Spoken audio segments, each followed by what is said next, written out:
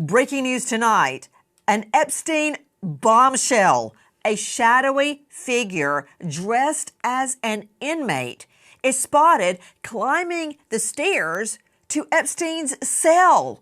What? And we're just getting 11 new hours of video? Where's that video been all this time? I'm Nancy Grace. This is Crime Stories. I want to thank you for being with us.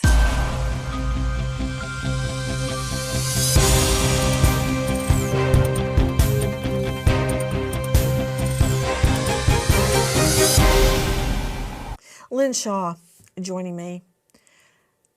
She has a very special voice today. Lynn Shah, founder, director, Lynn's Warriors, committed to ending sex trafficking of women and girls. She's the host of Lynn's Warriors on YouTube. Lynn, when I think about, let's just go with Virginia's You're Afraid, but there's so many. There's literally thousands of girls over decades that I'm just telling you like it is. And Ghislaine Maxwell is a monster. She didn't just lead the girls in there and make it seem okay that they were about to get. She took part, and now she's at Club Fed.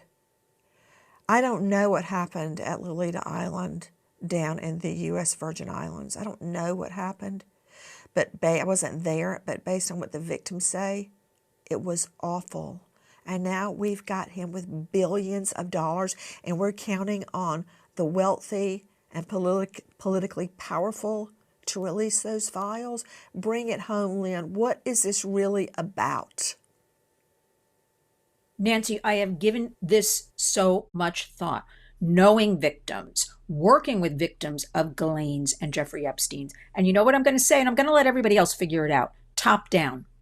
Top down. We have so many unanswered questions. You talk about a two-tier justice system.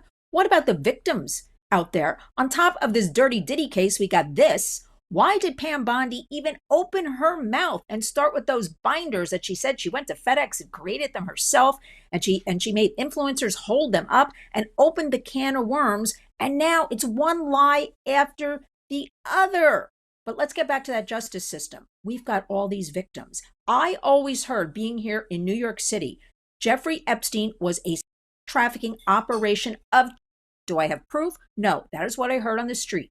And you know what? When you blackmail people with children, that's where you make a lot of money worldwide. And you showed an image earlier, and I saw it. I was looking something up earlier. He had crates that were labeled child porn, kiddie porn, young and younger. Where are all those tapes? We never really heard much about them at all. We always heard that in France, that was a total trafficking operation of 11, 12, and 13-year-old girls. So I ask you all this information. Now we've got the administration telling us, look the other way. We got orange blobs. We got a guy who looks like, he supposedly killed himself with orange paper towels, please. And you know what? What about these victims? Let's keep going back to that. They're watching all of this. And again, on top of Diddy, this is why they never come forward. This is why we have such a hard time in the court system, because they're not believed, they're dismissed, and all the focus is put on these monsters like Ghislaine, who is a predator, a monster. And now she gets to run around with Elizabeth Holmes from Theranos and jog and lift weights. I don't understand any of this, but I do understand we have so many girls and victims looking at this, crying their eyes out, begging me, what is going on, Lynn? Lynn Shah, founder Lynn's Warriors. Isn't it true that convicted child are not allowed in low security facilities, period? Yeah, absolutely. We've never heard of anybody convicted trafficking being allowed in a facility like this. I've spoken to a lot of people to question them to make sure I know what I'm talking about. They've never heard of this. But I have to ask you something. Let me flip it for a minute.